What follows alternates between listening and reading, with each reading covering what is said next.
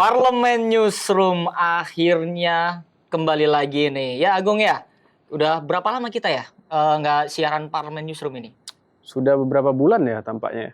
Udah beberapa bulan ya, udah melewati berbagai hajatan tentunya. Dan tentunya pemirsa ini ada anggota baru nih yang tampil di Parlemen Newsroom. Pemain baru ya? Pemain baru, Nuki Tampu Bolon. Sehat kan Nuki? Sehat dong pasti. Kalau nggak sehat nggak muncul di sini dong. Ya, dan tentunya Parlemen Newsroom masih bersama dengan Agung, jurnalis Biro Pemberitaan dari Media Cetak dan Web ya. Dan juga masih dengan Ubed dari Media Sosial DPR RI. Sehat ya semua ya? Sehat. Alhamdulillah. Nah, karena memang kita beberapa bulan ini juga disibukkan dengan terkait dengan hajatan-hajatan yang ada di DPR RI ini. Jadi ada 16 Agustus ya, sidang 16 Agustus, kemudian juga ada sidang pelantikan anggota DPR RI yang baru pada 1 Oktober ya kemarin ya. Dan juga ada sidang pelantikan presiden tanggal 20 Oktober kemarin. Nah, kira-kira dari teman-teman nih, ini kan masih bersama di bagian-bagian di bawah Biro Pemberitaan yang memberitakan terkait dengan kinerja DPR RI. Kira-kira dari sidang 16 Agustus sendiri itu ada yang menarik nggak nih dari gelaran sidang tersebut? Mungkin dari Agung dulu nih. Ya Fad, memang kita sedikit kelas balik ya 16 Agustus kemarin. Itu menjadi sidang bersama 16 Agustus untuk DPR periode 2019-2024 yang terakhir kan. Itu memang gelaran setiap tahunnya. Dan ada yang memang menarik di mana Ketua DPR Puan Maharani, Ibu Puan, pada saat rapat paripurna sidang 16 Agustus itu menyampaikan bahwa perlunya penyediaan ruang bagi APBN 2025 karena itu dalam rangka membuat transisi ke pemerintahan baru lebih lancar karena itu kita ada tahu, di pidatonya ya? Itu ada di pidatonya. Dan memang itu juga sempat menjadi perhatian para legislator kita, salah satunya Bu Putri Komarudin, bahwa memang APBN yang 2025 itu memang tak terelakkan akan cukup besar karena memang pemerintahan baru masa transisi itu memang akan merealisasikan banyak proyek-proyek yang juga cukup besar. Jadi di situ legislator kita menghimbau bahwa belanja yang besar itu juga harus diimbangi dengan kualitas belanja yang baik supaya untuk pembangunan lebih baik dan itu dapat diserap oleh masyarakat kita begitu. Oke, dan ini kan APBN 2025 ini disusun saat pemerintahan masih Presiden Jokowi ya, dan juga dilaksanakan untuk Presiden Prabowo dimulai dari yang kemarin setelah dilantik dan juga untuk tahun depan. Kalau dari TV Parlemen sendiri nih, ada nggak sih kira-kira statement-statement anggota terkait dengan APBN 2025 yang disusun kemarin itu, apakah sudah cukup mengakomodir nih untuk pemerintahan Prabowo di tahun depan? Iya, kalau dari TV Parlemen memang kita selain pidato yang sudah Ibu Puan yang disampaikan Agung tadi, teman-teman di TV Parlemen itu kita banyak mewawancari anggota. Kebetulan ini topik yang banyak kita dapat itu soal bagaimana anggota melihat SDM unggul Indonesia Emas 2045 kita tahu ya. Jadi anggota tuh pengen di 2025 ini nanti pendidikan masih menjadi sorotan beberapa anggota. Jadi, masalah pendidikan itu soal sekolah memang infrastrukturnya. Pendidikan apa nih? Kurikulumnya atau apanya nih? Atau secara infrastruktur aja? Lebih ke infrastruktur masih. Karena kan memang masalah pendidikan kita kan infrastruktur. Sekolah yang belum rata, tenaga pendidik yang kurang, banyak anak-anak yang nggak bisa sekolah, padahal APBN bilangnya 20%. Jadi alokasi anggaran ini itu disoroti. 2025 masih 20%. Tapi bagaimana Komisi 10 tuh pengen nanti di 2025 ini kalau kita pengen SDM unggul, berarti alokasi anggaran itu sebenarnya lebih fokus di kementerian. Karena kan kita tahu selama ini tuh 20% kita itu ada di kementerian ini, kementerian apa, yang semua kementerian atau lembaga yang menjalankan fungsi pendidikan.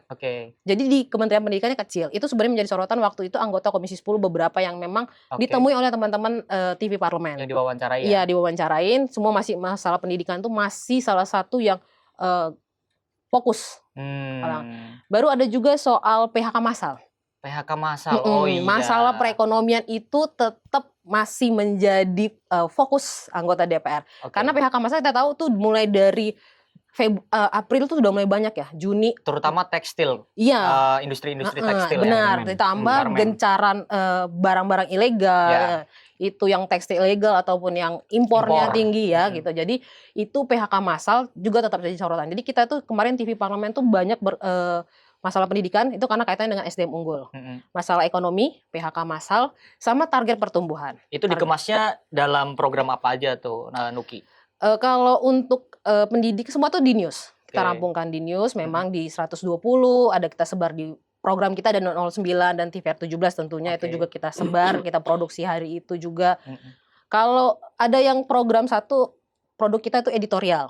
Editorial. Tapi editorial ini menariknya bagaimana yang tidak biasanya itu adalah soal kebudayaan. Oke. Kita tahu nih kebudayaan itu kebudayaan Indonesia tuh sudah mulai agak di anak-anak Gen Z ya kita bilangnya udah tuh sudah mulai kurang dengan peka mungkin. ke Korea-Koreaan gitu Oke. kan. Jadi anggota Komisi 10 ada juga yang menyoroti ini sebenarnya SDM unggul pun tidak cuma pendidikan, Tapi juga tapi budaya. bagaimana kebudayaan Budayaan. itu harus ditanamkan lagi. Itu bagian dari karakter, pendidikan karakter. Oke, jadi pada Gitu. saat itu TVR Parlemen juga mengupas ya dari berbagai sisi selain hal-hal Iya. yang tadi sudah disampaikan Mm-mm. Agung. Kalau dari medsos nih, kalau medsos nih kan Oke. kemasannya pasti lebih ringan ya, lebih Iya, iya, ringan dan juga viewers sih kan bisa dilihat nih Hmm. di sidang 16 Agustus kemarin itu apa nih yang kira-kira menjadi sorotan netizen ini Iya, saat melihat hal apa? Oke, kalau 17 Agustus kemarin tuh, maaf, 16. tema HUT RI kemarin kan Oke. Nusantara Baru Indonesia Maju. Iya. Nah, yang jadi highlight di sini kan Nusantara karena apa namanya 17-annya saat itu dilakukan di IKN, Nusantara. Nah, dari Walaupun masih terbatas ya. iya, Dua walaupun tempat ya, di dua tempat Jakarta upacaranya. ya, di IKN Paralel. juga. Iya, iya, Iya. benar. Nah, kita juga sempat mewawancara salah satu anggota mengenai bagaimana ke depan di APBN itu juga mengakomodir pembangunan IKN. Nah, harapannya dengan pembangunan IKN ini Bapak Fauzi Amro ini bilang kalau ya harapannya pemerataan ekonomi di Indonesia bisa apa namanya terrealisasi dengan adanya IKN dan juga pertumbuhan ekonomi Oke. itu akan meningkat. Fauzi Amro saat itu Komisi 11 11 ya. Oke. Nah, selanjutnya itu untuk serba-serbi nih di balik layar 17 kemarin. Event 16 Agustus kemarin. Itu kan dilakukan di hari Jumat ya. Iya. Jadi kita jarang-jarang lah kita melakukan kegiatan itu di hari Jumat. Jadi ada jeda Jumat, sholat Jumat. Kemarin tuh ada desas-desus apakah Bapak Jokowi sholat di masjid Baitur Rahman. Iya, di DPR. Oh, kalau kayak gitu malah menarik ya. Jadi ternyata enggak. tebak-tebakan ya. Ya, ternyata enggak. Ternyata ya beliau balik dulu ke istana, baru kembali lagi ke sini kan. Karena kan memang secara waktu itu kan ada Iya. sempat Mepet ya. isu juga katanya Pak Jokowi juga cepat-cepat juga akan segera bertolak ke Ke IKN IKN. untuk Nah, upacara itu dia. 17 Agustus Sama kan. Iya. pimpinan lembaga juga kan, pimpinan Iya. lembaga yang hadir di situ kan juga akan Iya, ke iya. IKN upacaranya. Jadi Oke. termasuk pimpinan DPR kan harus ke IKN. Iya, Jadi benar. memang kan sempat itu isunya bahwa Heeh. dimajuin biar Iya, sorenya semua bisa bertolak ke IKN kan. Oke, dari medsos berarti berfokus pada apa nih? Selain itu, hal menarik yang kita angkat adalah ternyata memang kita mengangkat tamu undangan di event 16 Agustus itu banyak golongan gitu. Salah satunya adalah ini suami istri teladan. Suami istri teladan. teladan. Oke. Baru dengar kan? Iya. Jadi ini Penghargaan ya, pasangan penghargaan. teladan dari BKKBN. Iya, iya, iya. Oke. Jadi BKKBN ini punya program mereka yang mengikuti program BKKBN mengenai keluarga berencana ya pastinya. Adalah seleksi dari mereka ajang kontes gitu. Terus pemenangnya diundanglah ke DPR kemarin 16 Agustus untuk ya datang dan menyaksikan kegiatan 16 Agustus. Nah, dari situ kita angkat bagaimana proses mereka akhirnya bisa diundang di event 16 Agustus itu. Dan selain itu juga banyak ada petani teladan, ada PNS teladan. Betul. Seperti itu. Ya jadi memang menarik sih kegiatan kemarin. Jadi kalau memang kita berbicara terkait dengan serba-serbi sidang 16 Agustus itu banyak sekali maksudnya banyak yang bisa sekali. diangkat tadi. Walaupun itu semuanya merujuk terhadap isu yang agenda setting yang sudah ditentukan oleh Biro Pemberitaan. Ya kita langsung lanjutkan aja nih ya kita terkait dengan hajatan di 1 Oktober 2024 ada pelantikan anggota DPR, anggota dan juga DPD ya, jadi MPR RI. Nah, dari media cetak sendiri itu di saat pelantikan anggota DPR ada ngangkat terkait apa yang paling pembacanya atau di webnya itu yang paling banyak, atau ada hal menarik nggak di saat pelantikan anggota DPR? Ya memang DPR periode 2024-2029 ini memang diwarnai dengan nama-nama baru ya, Fat.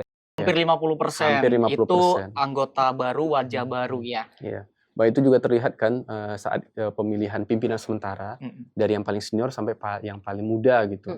Dan mereka juga punya isi, mereka juga bertarung di parlemen juga punya substansi yang menarik juga. Contohnya dengan wakil pimpinan sementara Bu Anissa Mahesa ini bagaimana yang anggota termuda ya? Dia anggota termuda yang memimpin 23 tahun. 23 tahun. 23 tahun udah jadi anggota loh. 23 Kita tahun. masih ngapain ya 23 tahun?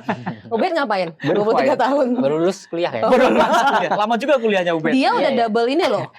Dia double degree loh, Iya, iya. 23 Double tahun. degree. Ya dari abang-abangan kampus. Iya, iya. Ya, kelihatan sih. Nah, lanjut Agung. Ya itu karena dia memang generasi generasi baru, generasi Z, Ya. Gen Z gitu. Jadi memang isu-isu terkait kepemudaan itu sangat relatable dan itu memang selalu ia suarakan, dan itu kebetulan itu kita beritakan juga. Oh, Ibu Anissa fokus juga terkait dengan isu yang muda-mudi tersebut, karena memang waktu itu saat aku juga sempat liputan nih waktu pembekalan anggota DPR waktu di Lemhanas, Pemantapan nilai. pemantapan nilai itu aku masuk ke ruangannya ngelihat anggota-anggota baru kayak misalkan kayak Once, Iya. kemudian Iya, Melly iya. Guslow, yang Banyak artis, pesohor, betul. pesohor. artis, Yoyo, Public Ria figure ya. Sudibyo, public itu figure. serius banget ngikutinnya. Jadi Iya. kayak bener-bener mereka tuh yang tadinya mungkin dari dunia yang berbeda tiba-tiba menjadi anggota DPR tuh kayak memang pengen banget Iya. untuk bisa menjadi anggota DPR yang baik dan berkinerja yang positif ke depannya tentunya. Aku mau nambahin nih, Fat. Di Nah. medsos juga tim medsos DPR ini mencoba untuk mengangkat mereka nih, sosok-sosok yang memang sudah dikenal masyarakat Iya. sebagai artis ataupun juga public figure. Sebenarnya apa sih yang mereka bawa gitu kan, apa namanya, untuk kedepannya di DPR RI. Oke. Jadi memang kita mencoba tuh mencari statement mereka apa namanya terkait pencalonan mereka sebagai anggota DPR, dan memang mereka menekankan bahwa akan membawa aspirasi-aspirasi pastinya dari dapil-dapil mereka, dan juga mereka ingin bidang mereka misalkan musik dan kesenian itu bisa lebih diangkat seperti itu. Itu kan- Permasalahan-permasalahan yang ada di situ juga terselesaikan. Itu kan yang bagi artis-artis ya, maksudnya kalau medsos sendiri nge-brandingnya para anggota-anggota DPR RI yang non artis ini gimana sih? Kan pas kalau misalkan artis kan tanpa dinaikkan di medsos Iya, atau iya. misalkan Dia udah terkenal. mereka udah ya. terkenal. Iya, benar. Tapi kalau dari medsos DPR RI sendiri itu bagaimana strateginya kayak untuk membranding anggota-anggota yang mungkin tadinya hanya terkenal di dapilnya Nah, gitu. kita membranding dengan apa sih hal menarik yang ada dari dan melekat dari mereka. Misalkan Oke. ada kemarin tuh anggota yang pakai gimmick Ultraman. Wah, si Jamaluddin Iya, Malik. Jamaluddin Malik. Bapak Iya. Jamaluddin Jepara ya? Malik Iya, ya. pakai Jepara. Nah, Jateng berapa? Jateng Jateng 2. 2 atau Iya, 4? Ya, Jateng 2. Jadi waktu orang Jepara. Iya, waktu Nah. pelantikan anggota DPR datang loh, ada Ultraman Iya. siapa? Dan itu viral ya. Iya, iya. Nah, Sebelum ya, pagi-pagi dia udah datang duluan. Di Betul. lobi Nusantara 2 itu Iya. ya. ya. Iya, ya memang kita itu kulik tuh apa sih yang menjadi strategi mereka beliau, dan memang beliau menggaetnya untuk anak muda karena kan Oke. ya, kelihatannya lucu nih kayak meme-meme apa gitu kan. Iya. Tapi memang selain nggak cuma gimmick, tapi juga beliau ada aspirasi dan juga hal yang diperjuangkan. Selain itu juga ya sama tadi anggota termuda, kita pengen tahu apa sih yang akan beliau bawa sebagai anggota termuda di DPR RI. Soal para Seperti itu sih. pesohor dan artis ini juga ya, menurut saya mungkin dari medsos juga sering melihat ada sinisme dari netizen soal Ya. kok pesohor ini hanya jual popularitas saja. Hmm. Tapi Iya. setelah kita kulik, kita wawancara, misalnya Pak Once Mekel, beliau sangat serius Hak cipta mengawal yang diangkat. regulasi permusikan, salah satunya Iya, isu hak cipta. hak begitu. cipta. Dia Dan juga sampaikan. misalnya Pak Denny Cagur, Oke. pelawak itu, dan memang dia punya background pendidikan pendidikan keguruan kan. Iya. Jadi memang dia punya Namanya concern- juga Cagur. namanya juga Cagur, calon guru. Jadi memang Gimana punya nggak concern keguruan? Nah, ke iya, iya. Iya. sektor isu pendidikan. Nah, Sama secara Iya. kinerja mereka udah ada niatan Iya, masing-masing ya untuk benar. bekerja untuk rakyat. Benar. Selain itu Bapak Uya Kuya tuh juga ternyata sebelum jadi anggota DPR, konten beliau tuh sudah memperjuangkan TKW-TKW yang Hukumnya. pekerja migran ya. Ah. di Malaysia gitu. Uya Iya. Kuya. Bahkan beliau Oke. pernah memulangkan TKW ilegal atau apa yang disiksa di Malaysia untuk dibawa pulang ke Indonesia gitu. Jadi hal itu yang beliau perjuangkan, dan akhirnya sekarang beliau masuk di Komisi 9. yang memang mengurusi masalah pekerja di Indonesia seperti itu. Oke, makanya ditugaskan di Komisi 9 oleh partainya atau fraksinya itu ya. Jadi emang bukan tangan kosong. Iya. Oke, kalau dari TV Parlemen sendiri ada nggak nih, misalkan selain tadi kan sudah yang soft nih terkait dengan pelantikan anggota DPR. Kalau dari TV Parlemen sendiri ada nggak sih statement terkait dengan bahwa DPR baru, harapan baru dengan banyak hampir 50% ini wajah baru. Bagaimana TVR Parlemen ini mensosialisasikan kepada pemirsa atau masyarakat, meyakinkan kepada mereka bahwa ini wajah baru adalah harapan baru kita nih dalam kinerja DPR. Kita memang produksi berita masih seputar dari kemarin pelantikan itu tanggal 1 itu kita banyak terus. Kita bukan hanya anggota yang lama, bukan petahana incumbent yang kita justru memang ya itu banyak anggota baru yang muda-muda. Bahkan ada satu anggota dari fraksi PKS itu dia bahkan bilang yang muda ini jangan disepelein gitu. Dia bahkan mengeluarkan statement itu ya, karena yang muda ini harus punya ruang politik yang sama karena mereka juga sebagai untuk nanti mengajak Gen Z nih bahwa Gen Z pun harus peduli dengan politik gitu, dan kita harus memperbaiki citra DPR yang kemarin itu. Itu satu. Ada Dr. Gamal juga. Dr. Gamal. Satu alma mater sama saya. Iya. Beda nasib ya. Ya, itu Dr. Gamal itu bahkan tertinggi dari semua berita pelantikan anggota, dia tertinggi itu. Dia ngomongin apa? Dr. Gamal dia mengangkat soal walaupun dia backgroundnya dokter, tapi dia mau memperjuangkan kesejahteraan guru. Kembali, pendidikan lagi yang akan jadi sorotan anggota DPR. TVR Parlemen ini malah banyak yang nonton kalau misalkan ngomongin guru ataupun honorer. Iya, kesehatan itu juga. Jadi memang fokus kalau kita memang mau mengangkat ini pemberitaan kita, yang sama ini juga kita sudah punya guidance-nya dari biro dari biro itu. Tapi hal-hal yang mengena ke masyarakat tuh, itu tuh akan naik ya. Untuk viewersnya di TV Parlemen itu paling berasa. ASN, PHK, bansos, yang kayak gitu tuh. Jadi yang menarik gitu. Isu-isu yang dekat lebih sama dekat dengan masyarakat ya. Kalau dari Metak sama, ada isu-isu apa nih kalau sekitar pelantikan atau anggota DPR baru ini yang sekiranya menjadi perhatian? Ya hampir sama mungkin seperti yang di cover oleh TV Parlemen, oleh Kak Nuki bilang tadi. Tapi yang mungkin aku bisa sampaikan adalah bentuk niatan kita dan bagaimana cerminan DPR yang muda-muda ini kan suka bersuara ya di media sosial ya. Nah, itu kan membuka ruang partisipasi publik terhadap pembuatan produk legislasi begitu. Karena memang di sini kami juga menyitir dari pernyataan salah satu legislator kita, Pak Firman Subagio, mengatakan kritik itu krusial bagi DPR karena itu akan mengkawal aspirasi publik yang diserap itulah yang akan menjadi semangat untuk membuat produk perundang-undangan, semangat untuk melakukan pengawasan terhadap pemerintahan, dan semangat untuk membuat anggaran yang lebih berimbang begitu. Nah, kalau tadi nyambung Kanuki, aku juga ada cerita nih Kanuki. Waktu aku ngomongin yang milenial tadi ya, maksudnya anggota petahana melihat atau menyambut anggota-anggotanya dengan wajah baru, apalagi yang milenial kan. Waktu aku di program Kabar Nusantara talk show itu dengan Pak Guntur Sasono, pimpinan DPR RI sementara. Yang tertua ya. Yang tertua dari yang tertua ini dan senior ya. Petahana ya. Petahana itu aku talk show loh dengan beliau. Nah, beliau sudah 5 periode ini. Di tengah gempuran popularitas artis dan juga milenial itu terjun ke dunia politik, Pak Guntur Sasono ini tetap terpilih loh. Karena memang bahkan Pak Guntur Sasono ini menyambut baik dari adanya datanya milenial ini. Karena kalau misalkan anggota DPR ini diisi juga banyak anak-anak muda, Pak Guntur menganggap DPR ini akan lebih fresh, kinerjanya akan lebih cepat. Jadi dan juga lalu aku tanya, Pak, kalau misalkan Bapak kan sudah 78 tahun ini, bagaimana cara mengikuti ritme dari yang muda-muda ini? Ya tentu walaupun sudah 78 tahun tetap masih ada jiwa kompetisi kan. Nah, iya itu ruang politik yang sama. Jadi nggak boleh nih yang sudah senior dia harus lebih besar porsinya, Iya. menguasai di AKD, Iya. nggak juga kan? Pada Kan- akhirnya kualitas itu menentukan. Iya, benar. Kualitas, karena kualitas anggota DPR juga akan menentukan bagaimana kualitas Ya. undang-undangnya Tentu, nanti. Dan ya. nasib kita. Termasuk kan Nasib kita partisipasi depan. perempuan. Keterwakilan perempuan di periode ini Hmm. naik loh. Betul. Oh, iya. 22%, hampir 22% ya kalau Walaupun belum menyentuh Belum belum sekarang masih 30%, ya, tapi 30%. naik loh. Itu naik sekitar 2% juga. Bayangin dari Udah luar 270 biasa. juta Mm-mm. rakyat Indonesia 2% naik kan sudah lumayan. Berarti tren isu terkait dengan keterwakilan perempuan ini juga Juga- sudah menunjukkan perkembangan yang Iya. positif. Masyarakat udah mulai melek. Udah mulai yakin Iya. bahwa perempuan ini juga bisa memimpin loh.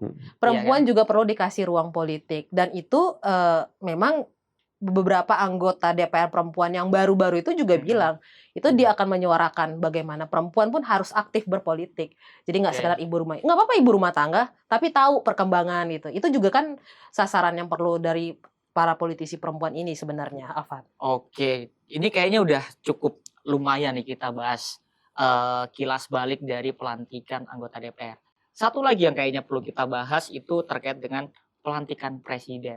Agung, ada info atau statement anggota yang menarik nggak nih terkait kemarin pidatonya Pak Prabowo kah, atau seputar jalannya prosesi sumpah janji yang di presiden baru ini?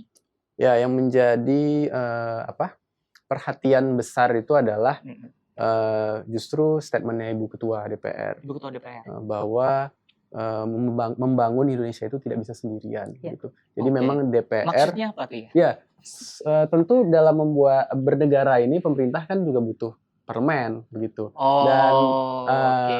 Ibu Ketua mengajak bahwa DPR bersama-sama dengan pemerintah bisa bergotong royong, bisa bekerja sama dalam hal karena kan pemerintahan yang baru ini memang dihadapkan dengan banyak tantangan ya, baik global dan maupun lokal. Karena pemerintahan yang sebelumnya era Pak Jokowi itu sudah mewariskan beberapa proyek-proyek yang harus segera diselesaikan, dan memang pemerintahan yang baru ini perlu didukung, dan memang sebagian besar isu itu DPR sangat kolaboratif begitulah ya, dan siap untuk bekerja sama dengan pemerintahan yang baru. Maka dari itu yang saya bilang tadi sebelumnya, untuk APBN 2025 saja itu jadi perhatian untuk memberikan ruang atau space anggaran space yang maksimal untuk melanjutkan pembangunan yang sudah ditetapkan sebelumnya. Oke, kalau dari medsos, view tertinggi kemarin pelantikan presiden tuh apa? Oke, sebelum pelantikan, view tertinggi kita itu adalah Oke. pengumuman ketua DPR RI Iya. yang baru.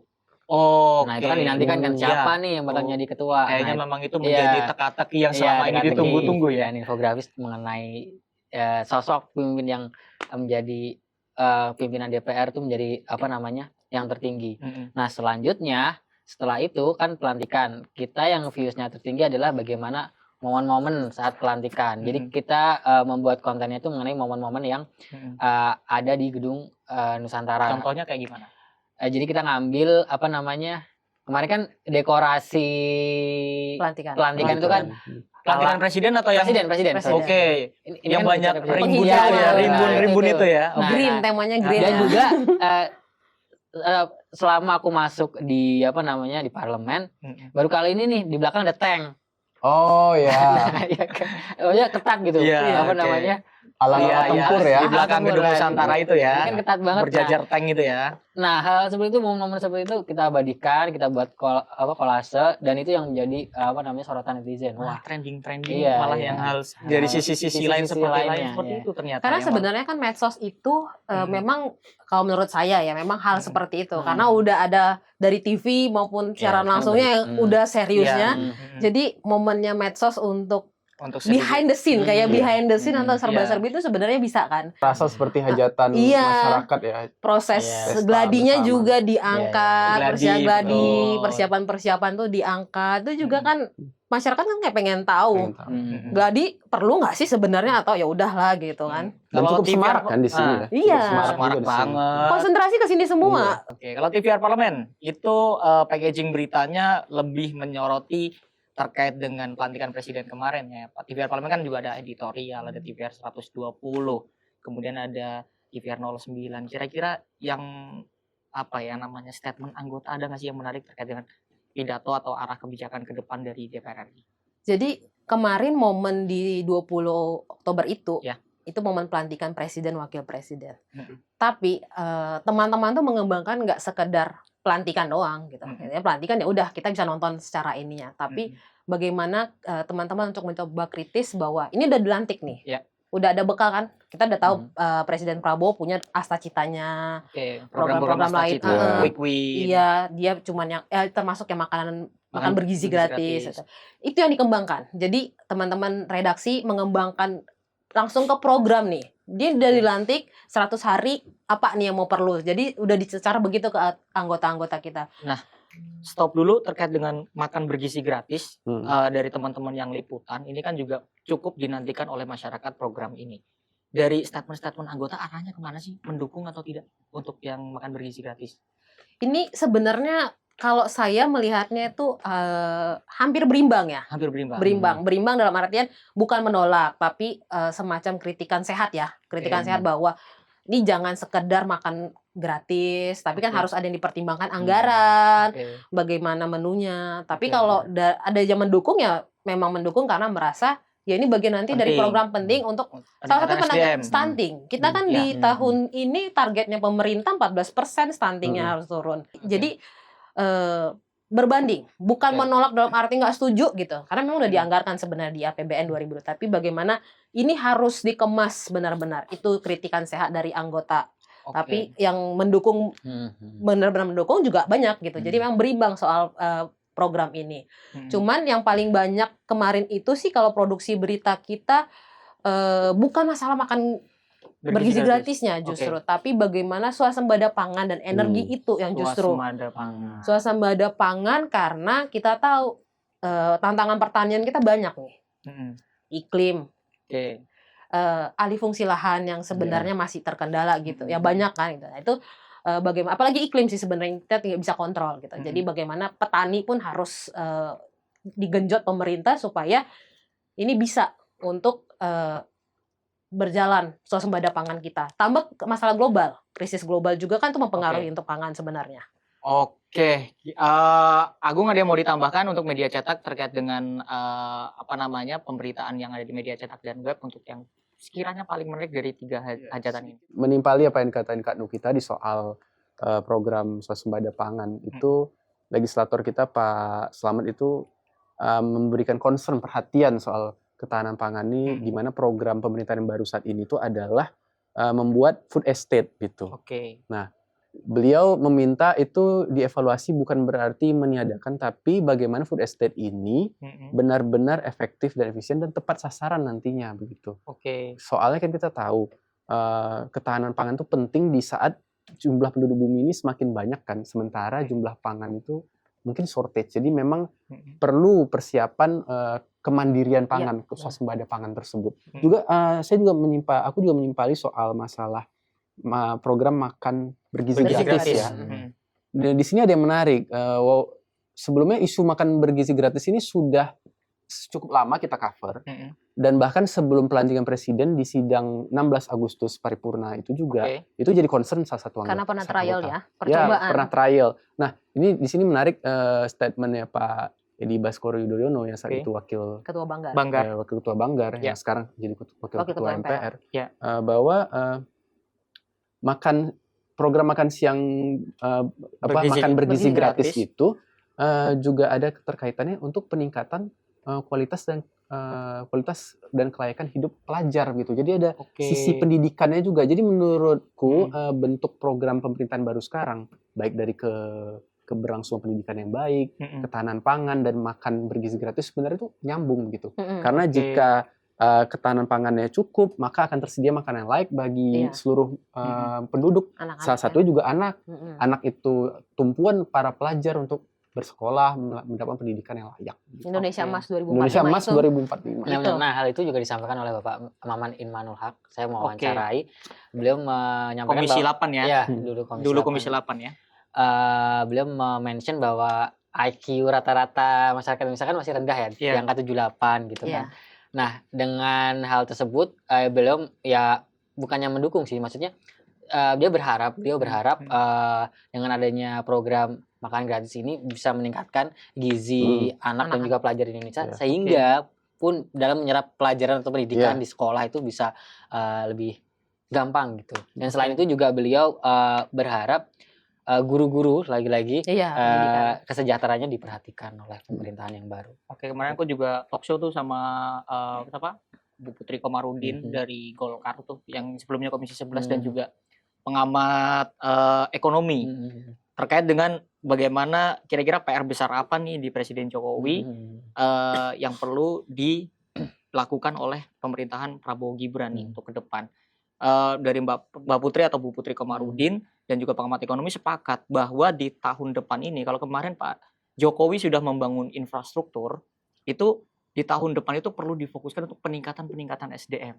Salah satunya tadi tuh makan bergizi gratis, terus program-program yang ramah terhadap kelas menengah, karena kita tahu kelas menengah sedang anjlok, sedang tidak baik-baik saja. Makanya peningkatan SDM ini menjadi penting untuk di pemerintahan Prabowo ke depan, dan tentunya Bu Putri Komarudin ini berkomitmen dan juga DPR RI tentunya untuk terus mengawal pemerintahan baru ke depan untuk bisa melaksanakan sesuai janji-janjinya. Tapi memang kan SDM unggul itu ada di asta-citanya Prabowo. Asta-citanya Prabowo itu lewat pendidikan dan semuanya kan memang SDM unggul itu fokusnya dia, dan itu bersambut dengan DPR kita. DPR periode lalu aja masih fokus dengan kualitas SDM.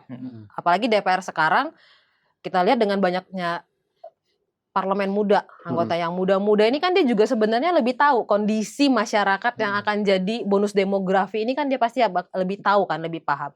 Dia pasti tentu akan lebih menyuarakan itu. Tapi dari 3 bagian ini, dari media cetak dan web, TV parlemen dan juga medsos, ini semua anggota DPR yang diwawancara tentunya semuanya berkomitmen ya untuk mengawal pemerintahan Prabowo dan juga Gibran ke depan untuk tadi melaksanakan asta cita atau program-program kepemimpinan dari pemerintahan baru ya. Bahkan akan dengan sebenarnya kan tuh mengawal itu, dalam arti berkomitmen mengawal kan kita juga mengakomodasi dengan pembentukan alat kelengkapan kan, penambahan jadi badan aspirasi juga. Badan aspirasi ada tambah 2 komisi. Itu kan sebenarnya karena kita DPR tuh mau kan, karena Pak Sufmi Dasko wakil ketua DPR tuh pernah bilang di awal-awal periode setelah pelantikan tuh, waktu media juga banyak menyoroti nih potensi nambah nggak nih si komisi di DPR, karena pemerintahnya sendiri kan bilang ada banyak menteri kan. Pak Dasko tuh juga bilang bahwa AKD ini akan menyesuaikan dengan nomenklatur, bukan sekedar menyesuaikan, tapi bagaimana biar kita lebih efektif kerjanya. Karena ternyata Pak Dasko tuh ada statementnya dia, kebetulan saya waktu itu produksi lensa parlemen, itu dari Pak Dasko. Pak Dasko bilang ada evaluasi dari periode lalu. Evaluasi bahwa ada komisi yang sebenarnya bukan overload bilangnya, tapi bahasanya berfokus. Ada beberapa komisi yang lebih banyak. Jadi bagaimana pemerataan sebenarnya. Itu bagian dari DPR tuh mendukung pemerintahan ini sebenarnya kan.